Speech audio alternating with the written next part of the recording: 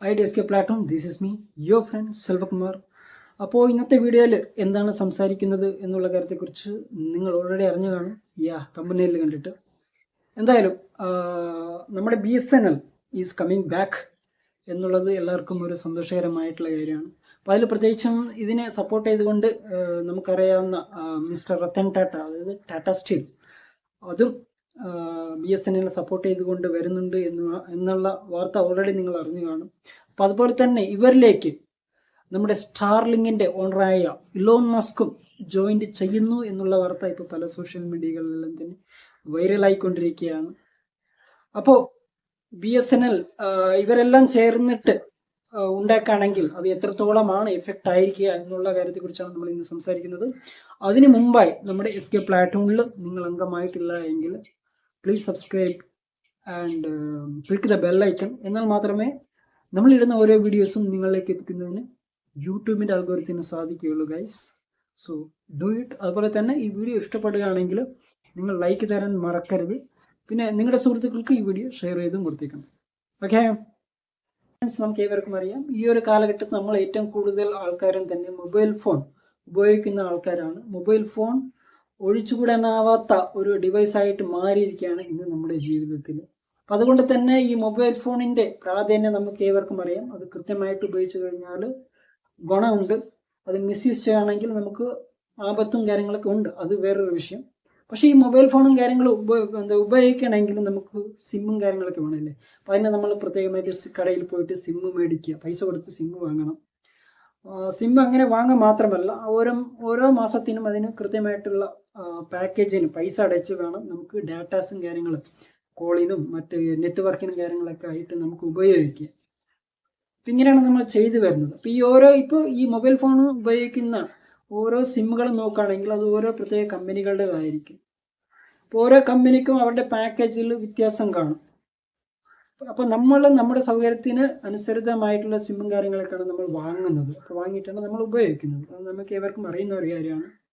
അപ്പോൾ ഈ ഒരു കാലഘട്ടത്ത് ഈ ജിയോ, അതുപോലെ തന്നെ വോഡാഫോൺ, എയർടെൽ ഇപ്പോൾ ഈ ഒരു അടുത്ത കാലത്തായിട്ട് അവരുടെ പാക്കേജിൽ പൈസ അവർ കൂട്ടിയിട്ടുണ്ട് എന്നുള്ളതാണ്. അപ്പോൾ ഇത് നമ്മളെപ്പോലുള്ള സാധാരണക്കാർക്ക് ഒരിക്കലും അഫോർഡ് ചെയ്യാൻ കഴിയാത്തതാണ് ആക്ച്വലി. പ്രത്യേകിച്ച് നമുക്കറിയാം നമ്മുടെ ഇന്ത്യയിൽ ഏറ്റവും കൂടുതൽ ആൾക്കാരും തന്നെ ബിലോ പവർട്ടി ലൈനിൽ കഴിയുന്ന ആൾക്കാരാണ്. അതായത് മിഡിൽ ക്ലാസ് അല്ലെങ്കിൽ അത്തരത്തിലുള്ള സാധാരണ കുടുംബത്തിൽ ജീവിക്കുന്ന പെടുന്ന ആൾക്കാരൊക്കെയാണ്. ദിവസം ഒരു കൂലി പണിയോ ഇല്ലേ മറ്റു കാര്യങ്ങൾ ചെയ്തിട്ടൊക്കെയാണ് നമ്മളെപ്പോലുള്ള ആൾക്കാർ ഭക്ഷണം തന്നെ കഴിച്ച് ജീവിച്ചു പോകുന്നത്. അപ്പം അതാണ് നമ്മുടെ ജീവിതം എന്ന് പറയുന്നത്. അപ്പോൾ ആ ഒരു സെറ്റപ്പിൽ ജീവിക്കുമ്പോൾ നമുക്ക് ഇവരിങ്ങനെ ഇതിന് വേണ്ടിയിട്ട് പൈസ കൂട്ടുമ്പോൾ തീർച്ചയായിട്ടും നമ്മളത് ബാധിക്കുന്ന ഒരു കാര്യം തന്നെയാണ്. പിന്നെ അതുപോലെ തന്നെ നമുക്കറിയാം ജിയോ, വോഡഫോൺ, എയർടെൽ എന്നൊക്കെ പറയുന്നത് പ്രൈവറ്റ് കമ്പനികളാണ്. പ്രൈവറ്റ് കമ്പനികൾ എന്നതുകൊണ്ട് തന്നെ അവരുടെ എയിം എന്ന് പറയുന്നത് പ്രോഫിറ്റ് മേക്കിംഗ് ആണ്. അപ്പോൾ അതിനായിട്ട് അവർ ഏത് സമയത്തും എന്തും അവർ ആഗ്രഹിക്കുന്നത് ചേഞ്ച് ചെയ്യാനായിട്ട് അവർക്ക് സാധിക്കും. അപ്പോൾ അതിനൊരിക്കലും നമുക്ക് ക്വസ്റ്റ്യൻ ചെയ്യാനായിട്ട് സാധിക്കില്ല എന്നുള്ളതാണ് നമുക്കുള്ള ലിമിറ്റേഷൻ. അപ്പോൾ അതുകൊണ്ട് തന്നെ അവർ എന്ത് ചെയ്താലും അനുഭവിക്കുക എന്നുള്ളത് മാത്രമാണ് നമുക്കുള്ള ഏക വഴി. അപ്പോൾ അതാണ് നമുക്കുള്ള ഏറ്റവും വലിയ പ്രശ്നം എന്ന് പറയുന്നത്. അപ്പോൾ നമ്മുടെ ഇന്ത്യയിൽ തന്നെ നോക്കുകയാണെങ്കിൽ ഒരു 40% ആൾക്കാരും തന്നെ ജിയോ ആണ് ഉപയോഗിക്കുന്നത്. 30% എയർടെല്ലും 20% വോഡാഫോണാണ്. വെറും 8% ആൾക്കാർ മാത്രമാണ് BSNL ഉപയോഗിക്കുന്നത്. അതിപ്പോൾ നമ്മൾ ഈ പെർസെൻറ്റേജിലേക്ക് നോക്കി കഴിഞ്ഞാൽ ഏറ്റവും കൂടുതൽ ആൾക്കാരും ഈ ജിയോ, വോഡാഫോൺ, എയർടെൽ തുടങ്ങിയ പ്രൈവറ്റ് കമ്പനികളെയാണ് ആശ്രയിക്കുന്നത് എന്നുള്ളതാണ് നമുക്ക് ഇതിൽ മനസ്സിലാക്കാനായിട്ട് സാധിക്കുന്നത്. അതായത് ഇപ്പോൾ നമ്മുടെ ഇന്ത്യയിൽ ഇപ്പോൾ പ്രൈവറ്റ് കമ്പനികളാണ്, കോർപ്പറേറ്റ്സ് ആണ് നമ്മളെല്ലാവരും തന്നെ ഡോമിനേറ്റ് ചെയ്യുന്നത്, നമ്മളെല്ലാവരും കൺട്രോൾ ചെയ്യുന്നത് എന്നുള്ളതാണ് നമുക്ക് ഇതിലൂടെ വ്യക്തമാകുന്നത്. പണ്ടൊക്കെ ആണെങ്കിൽ BSNL എന്ന് പറയുമ്പോൾ വളരെ ഫേമസ് ആണ്, പോപ്പുലറാണ്. BSNL ഒരു കണക്ഷൻ കിട്ടുക എന്നുള്ളത് തന്നെ വലിയൊരു കാര്യമാണ്, അത്രത്തോളം ഫേമസ് ആയിരുന്നു. പക്ഷേ ഇത് സെൻട്രൽ ഗവൺമെൻറ്റാണ് ഏറ്റെടുത്ത് നടത്തുന്നത് ആക്ച്വലി. അപ്പം അതുകൊണ്ട് തന്നെ പൊതുവെ ഗവൺമെൻറ് പദ്ധതികളിൽ പലതും ഫ്ലോപ്പ് ആവുന്നതിന് കാരണം ഇത് തന്നെയാണ്, കൃത്യമായിട്ട് അത് മെയിൻറ്റെയിൻ ചെയ്യാൻ കഴിയാത്തതാണ് ആക്ച്വലി. അപ്പം അങ്ങനെയാണ് BSNL ഇല്ലാണ്ടായത് എന്നാണ് ഞാൻ മനസ്സിലാക്കുന്നത്. എന്ത് തന്നെയായാലും BSNL ഈസ് ബാക്ക്. അതൊരു ഹാപ്പി ആയിട്ടുള്ള വാർത്തയാണ് നമുക്ക് ഏവർക്കും. കാരണം എന്താണെന്ന് വെച്ച് കഴിഞ്ഞാൽ BSNL മാത്രമാണ് നമുക്ക് എല്ലാവർക്കും ഇന്ത്യയിൽ പല ഭാഗത്ത് ജീവിക്കുന്ന ഓരോരുത്തർക്കും, അത് പൈസക്കാരായാലും പാവപ്പെട്ടവരായാലും എല്ലാവർക്കും തന്നെ ആക്സസ് ചെയ്യാനായിട്ട് സാധിക്കുന്ന ഏക നെറ്റ്വർക്ക് എന്ന് പറയുന്നത് ഒരുപക്ഷെ നമുക്ക് അതിലിപ്പോൾ 4G പോലും ഇല്ല എന്നുള്ളതാണ്. പക്ഷെ എന്നാൽ ഇപ്പോൾ ഇനി 4Gയും 5Gയും വരുമെന്നാണ് പറയപ്പെടുന്നത്. അപ്പോൾ അതുകൊണ്ട് തന്നെ ഒരു ഹാപ്പി ആയിട്ടുള്ള ന്യൂസാണിത്. കാരണം പൊതുവെ ഈ മറ്റ് ജിയോ, വോഡഫോൺ, എയർടെൽ പറയുന്ന ഈ പ്രൈവറ്റ് കമ്പനികൾക്കൊന്നും തന്നെ പല സ്ഥലത്തും കൃത്യമായിട്ട് എത്തിക്കാനായിട്ട് സാധിക്കില്ല. കാരണം അവർ പ്രോഫിറ്റാണ് അവർ നോക്കുന്നത്. പക്ഷേ BSNL എന്ന് പറയുമ്പോൾ ഗവൺമെൻറ് സ്ഥാപനമാണ്. അപ്പം അതുകൊണ്ട് തന്നെ അത് എല്ലാവർക്കും ആക്സസിബിൾ ആക്കുന്നതിന് അവർക്ക് സാധിക്കുമെന്നുള്ളതാണ് നമ്മളേവരും മനസ്സിലാക്കേണ്ടത്. ഈ അടുത്ത കാലത്ത് ജിയോ, വോഡഫോൺ, എയർടെൽ ഇവരെല്ലാം തന്നെ പൈസ കൂട്ടിയത് കൊണ്ട് തന്നെ കുറേ ആൾക്കാർ ആക്ച്വലി BSNLലേക്ക് മാറിയിട്ടുണ്ട് എന്നുള്ള കാര്യം നമുക്ക് പല വാർത്തകളിലൂടെ നമുക്ക് കേൾക്കാൻ കഴിഞ്ഞിട്ടുള്ള ഒരു കാര്യമാണ്.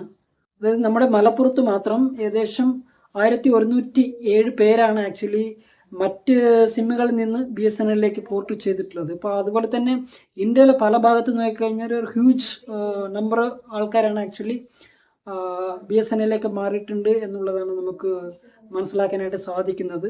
ഇന്ത്യയിൽ ഇപ്പോൾ കിട്ടുന്ന കണക്കനുസരിച്ച് 2.5 ലക്ഷം ആൾക്കാരാണ് ഇപ്പോൾ BSNLലേക്ക് പോർട്ട് ചെയ്തിട്ടുള്ളത് മറ്റ് സിമ്മുകളിൽ നിന്ന്. മാത്രമല്ല 25 ലക്ഷം ആൾക്കാരും BSNLന്റെ സിം പുതിയതായിട്ട് വാങ്ങിയിട്ടുണ്ട് എന്നുള്ളതാണ് പുതിയതായിട്ട് കിട്ടിയ വാർത്തകൾ. പിന്നെ BSNLനെ സപ്പോർട്ട് ചെയ്തുകൊണ്ട് നമുക്ക് ഏവർക്കും അറിയുന്ന ടാറ്റ സ്റ്റീൽ അവരും വരുന്നുണ്ട് എന്നുള്ള കാര്യം നമുക്ക് ഈ അടുത്ത കാലമായിട്ട് അതുമായി ബന്ധപ്പെട്ടിട്ട് വാർത്തകൾ കേൾക്കാനായിട്ട് കഴിഞ്ഞിട്ടുണ്ട്. അതൊരു ഹാപ്പി ആയിട്ടുള്ള വാർത്തയാണ്. കാരണം ടാറ്റയും BSNLും അവരുമായിട്ട് ചില ചർച്ചകളും കാര്യങ്ങളും നടന്നുകൊണ്ടിരിക്കുന്നു എന്നുള്ളതാണ് ഇപ്പോൾ പുതിയതായിട്ട് കിട്ടുന്ന അപ്ഡേഷനും കാര്യങ്ങളും. മാത്രമല്ല ഈ ടാറ്റയ്ക്കും BSNLനൊപ്പം നമ്മുടെ സ്റ്റാർലിങ്ങിൻ്റെ ഓണറായിട്ടുള്ള എലോൺ മസ്കും ഇവരുമായിട്ട് ജോയിൻ്റ് ചെയ്യുന്നു എന്നുള്ള വാർത്ത ഇപ്പോൾ പല സോഷ്യൽ മീഡിയകളിലൂടെ വൈറലായിക്കൊണ്ട് വരുന്നുണ്ട്. പക്ഷേ ഈ ന്യൂസ് എത്രത്തോളം ശരിയാണെന്നുള്ള കാര്യം നമുക്ക് അറിഞ്ഞുകൂടാ. എന്ത് തന്നെയായാലും സ്റ്റാർലിങ് എന്ന് പറഞ്ഞു കഴിഞ്ഞാൽ നമുക്ക് ഏവർക്കും അറിയാം, അത് സ്പേസിലാണ് പൊതുവെ ഉള്ളത് സ്റ്റാർലിങ് നെറ്റ്വർക്കിംഗ് കാര്യങ്ങളും. കാരണം അത് ടവറില്ലാത്ത ഏരിയയിൽ പോലും നമുക്ക് ഡയറക്റ്റായിട്ട് നെറ്റ്വർക്ക് പ്രൊവൈഡ് ചെയ്യുന്ന ഒരു സെറ്റപ്പാണ് എലോൺ മസ്കിൻ്റെ സ്റ്റാർലിങ് എന്ന് പറയുന്നത്. അപ്പോൾ അതും നമുക്ക് ഈ BSNLുമായിട്ട് ഒന്ന് ലിങ്ക് ആവുകയാണെങ്കിൽ വളരെ ഒരു ഹ്യൂജ് ആയിട്ടുള്ള ഒരു ചേഞ്ചാണ് നമുക്ക് ഇന്ത്യയിൽ നമുക്ക് സൃഷ്ടിച്ചെടുക്കാനായിട്ട് സാധിക്കുന്നത്. പത്രത്തിൽ മാറുമെന്നാണ് നമുക്ക് 2025 കാണാൻ സാധിക്കുന്നത്. എന്ത് തന്നെയായാലും നല്ലൊരു മാറ്റം ഉണ്ടാവട്ടെ എന്നുള്ളതാണ് നമ്മളുടെ ഏവരുടെയും ഹോപ്പ് എന്ന് പറയുന്നത്. എലോൺ മസ്ക് കൂടി നമ്മുടെ BSNLുമായിട്ട് കൈകോർക്കുകയാണെങ്കിൽ ഇപ്പോൾ നമുക്കറിയാം ഏകദേശം ഇപ്പോൾ ഡൗൺലോഡ് ചെയ്യുന്നതിന് പൊതുവെ 94 MB ആണ്, MB സ്പീഡിലാണ് പൊതുവെ ഡൗൺലോഡ് ആവുക. അപ്പോൾ അതുപോലെ തന്നെ നമ്മൾ എന്തെങ്കിലും ഡീറ്റെയിൽസ് അപ്ലോഡ് ചെയ്യുകയാണെങ്കിൽ വീഡിയോ മറ്റെന്തെങ്കിലുമൊക്കെ അപ്ലോഡ് ചെയ്യുകയാണെങ്കിൽ അതിൻ്റെ സ്പീഡ് എന്ന് പറയുന്നത് 9 MB മാത്രമാണ്.